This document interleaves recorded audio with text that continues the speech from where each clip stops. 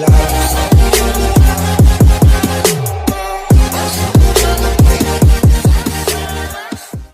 Morning 12th class. कैसे हो बेटा आप सभी?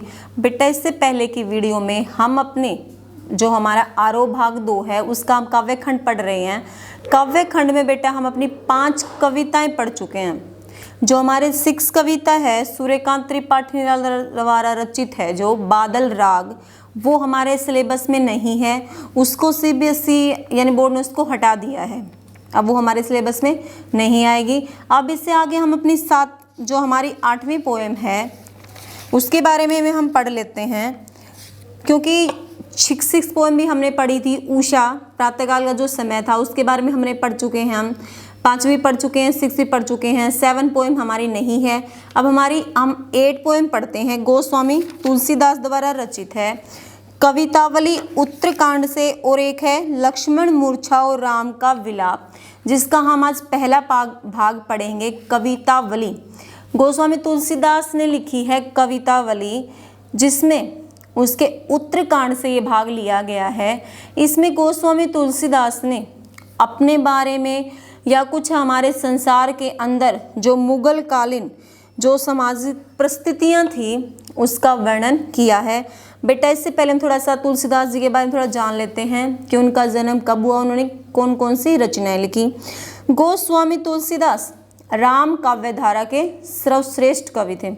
राम काव्य धारा यानी उन्होंने श्री राम के बारे में लिखा है, वो उनके आराध्य थे। उनका जन्म सन 1532 ईस्वी में बांदा जनपद के राजपुरा गांव में हुआ। कब हुआ? 1532 ईस्वी में। पंडित गौरीशंकर और रामनरेश त्रिपाठी ने एटा जिले के सोरा गांव को तुलसीदास का जन्म स्थान माना है। इनका जन्म स्थान माना है। रामनरेश त्रिपाठी और गौरीशंकर ने सोरो गांव को इनका जन्म स्थान माना है। उनकी माता का नाम हुलसीबाई और पिता का नाम आत्माराम दुबे था। अशुभ मुहूर्त में जन्म लेने के कारण माता पिता ने इन्हें त्याग दिया। यानी कहते हैं कि ब्राह्मणों में ये दिखाया जाता है, जब बच्चा पैदा होता है तो ब्राह्मण से दिखाया जाता है कि बच्चा कौन से मुहूर्त में पैदा हुआ है, वो मुहूर्त अच्छा है या बुरा है। तो एक ब्राह्मण के कहने पर कि बच्चा अशुभ मुहूर्त में पैदा हुआ है तो इसके माता पिता क्या करते हैं, इनका त्याग कर देते हैं, इनको छोड़ देते हैं। जन्म के 3 दिन बाद ही उनकी माता का देहांत हो जाता है और मुनिया नामक दासी ने शिशु तुलसीदास का पालन किया। जब ये 3 दिन के थे तो इनकी माता का देहांत हो गया, और मुनिया नामक एक दासी है जिसने इनका लालन पालन किया है। पंडित दीनबंधु पाठक की बेटी रत्नावली से इनका विवाह हुआ है। इनकी पत्नी का क्या नाम था? रत्नावली। उनके उपदेश के कारण वे राम की भक्ति करने लगे थे। जब इनकी पत्नी ने कुछ उपदेश दिए थे तो ये राम की भक्ति करने लगे। नानादास ने कली काल का वाल्मीकि कहा है। नानादास ने कली काल यानी जो समय होता है उसके अनुसार देके इनको वाल्मीकि कहा है। इनका देहांत सन 1623 में हुआ था। जन्म कब हुआ? 1532 में, और मृत्यु कब हुई? 1623 में। फिर आता है इनकी जो रचनाएं हैं, इन्होंने क्या क्या लिखा है। इनकी रचनाएं रामचरितमानस, कवितावली, दोहावली, पार्वती मंगल, जानकी मंगल, गीतावली, कृष्ण गीतावली और विनय पत्रिका। यानी इन्होंने मोस्टली अपने जो काव्य रचनाएं उनमें श्री राम के बारे में वर्णन किया है। तो बेटा ये थी इनकी काव्य रचना और उनका जीवन परिचय। अब हम इसका जो पहला भाग है वो पढ़ते हैं कवितावली उत्तरकांड से। इसके अंदर कवि ने भक्तिकालीन यानी जो उत्तरकांड होता है उसमें राम भक्ति का वर्णन किया है, और जो हमारी मुगल कालीन सामाजिक राजनीतिक परिस्थितियां थी उनका वर्णन यहाँ पर किया गया है। तो देखो बेटा यहाँ पर कवि ने मुगल कालीन जो सामाजिक परिस्थितियां उसके बारे में वर्णन किया गया कि किसबी होता है मजदूर, किसान कुल यानी किसान के कुल में जन्म लेने वाला, बनिक बनिया, भिखारी, भाट यानी जो इधर उधर घूमता है, चाकर नौकर चाकर, चप्पल नट चंचल मनुष्य चंचल नर, चोर चार यानी जो सेवक होता है, और चेटकी यानी सेविका। कि किस मजदूर, किसान, बनिया, भिखारी और इधर उधर घूमने वाला व्यक्ति, नौकर चाकर, चंचल नर, चोर और सेवक और सेविका पेट को पढ़त, अपने पेट को भरने के लिए, गुण गढ़त, अपने गुणों को गढ़कर, यानी उसके अंदर जो गुण होते हैं उनको गढ़कर, चढ़त गिरी, यानी ऊंचे ऊंचे पर्वतों पर चढ़ जाते हैं। कि जो ये मनुष्य होते हैं अपने पेट को भरने के लिए उनके अंदर जो गुण होते हैं उनको गढ़कर वो ऊंचे ऊंचे पर्वतों पर भी चढ़ जाते हैं। अटत गहन घन अहन अखेटकी, अटत यानी शिकार के लिए, गहन घन यानी गहरे, अहन यानी जंगल में, अखेट यानी शिकार करते हैं, यानी वे शिकार के लिए घने गहरे जंगलों में क्या है भटकते रहते हैं और पूरा दिन शिकार करते हैं। यानी जो मनुष्य होते हैं, जो बताया था आपको, मजदूर हैं, जो नौकर हैं, चाकर हैं, ये अपने पेट को बढ़ने के लिए, पेट को भरने के लिए और अपने गुणों के अनुसार जो ऊंचे ऊंचे पर्वत होते हैं उनके ऊपर भी चढ़ जाते हैं और पूरा दिन गहरे जंगलों में शिकार करते हैं। भाव ये है कि ये मनुष्य अपने पेट को भरने के लिए इनके अंदर जितने गुण होते हैं उन गुणों के अनुसार ये कार्य करते हैं। ऊंचे नीचे कर्म धर्म अधर्म करी, ये अपने पेट को भरने के लिए क्या करते हैं, ऊंचे नीचे हर प्रकार के कर्म करते हैं। धर्म अधर्म करी, यानी धर्म और अधर्म किसी प्रकार को ये नहीं मानते, हर प्रकार का ये कार्य करते हैं। पेट ही को पचत, पेट ही को भरने के लिए, बेचत बेटा बेटकी, ये अपने बेटा बेटी को बेच देते हैं, यानी काम करने के लिए अपने बेटा बेटी को भी कहीं पर भेज देते हैं। यानी इनके लिए सबसे बड़ा काम क्या होता है, अपने पेट को भरना। तुलसी बुझाई एक राम घनश्याम ही ते, आगे बढ़वागी ते, बड़ी है आगी पेट की। यहाँ पर कवि ने कहा है कि इस संसार में, यानी कहते हैं ना कि सागर की जो गहराई होती है वो ज़्यादा होती है, लेकिन कहते हैं कि सागर की उस गहराई की अग्नि से भी बड़ी अग्नि पेट की अग्नि होती है। तुलसी बुझाई, अब यहाँ पे तुलसीदास जी कहते हैं कि इस पेट की अग्नि को एक राम घनश्याम ही ते, एक राम रूपी जो घनश्याम है वो इसे शांत कर सकते हैं। कि जिस प्रकार समुद्र में लहरें उठती हैं, यानी उसकी कहते हैं ना समुद्र की बड़ा अग्नि, यानी उसकी गहराई ज़्यादा होती है, लेकिन कहते हैं उस समुद्र की उस गहराई से, उस अग्नि से भी बड़ी अग्नि पेट की अग्नि होती है और जिसे श्री राम रूपी जो घनश्याम हैं वो ही उसे शांत कर सकते हैं। तो बेटा यहाँ पर जो हमारा मुगल कालीन समाज था उसका यथार्थ चित्रण किया गया है कि समाज के अंदर लोग अपने पेट को भरने के लिए क्या क्या करते हैं, वो धर्म अधर्म ऊंच नीच हर प्रकार के कार्य करते हैं। तो यहाँ पर कवि ने ब्रज भाषा का प्रयोग किया गया है। पेट को पढ़त गुण घड़त, इसके अंदर किस भी किसान कुल, इनके अंदर हमारा अनुप्रास अलंकार का प्रयोग किया गया है। आगे देखो बेटा सेकंड है, खेती ने किसान को भिखारी को ने भीख। यहाँ पर कवि ने उसी सामाजिक स्थिति का वर्णन किया है, मुगल कालीन सामाजिक स्थिति का वर्णन करते हुए कहा है कि खेती ने किसान को, कि किसान को काम करने के लिए खेती नहीं थी, भिखारी को ने भीख, भिखारी को भीख नहीं मिलती थी, बनिक को ने बनिज, यानी जो बनिया उसके पास व्यापार नहीं था, बनिज हो जाए व्यापार, न चाकर को चाकरी, और न ही जो नौकर चाकर होते हैं उसके पास कोई नौकरी थी। जीविका विहीन लोग सिद्धमान सोच बस, यानी जिनके पास जीविका नहीं थी वो लोग सोच बस यानी दुखी होकर सोचते रहते हैं। कहे एक एकंसो, कहा जाए का करी, और वो एक व्यक्ति दूसरे व्यक्ति से कहता है कि कहो हम कहाँ जाएं क्या करें।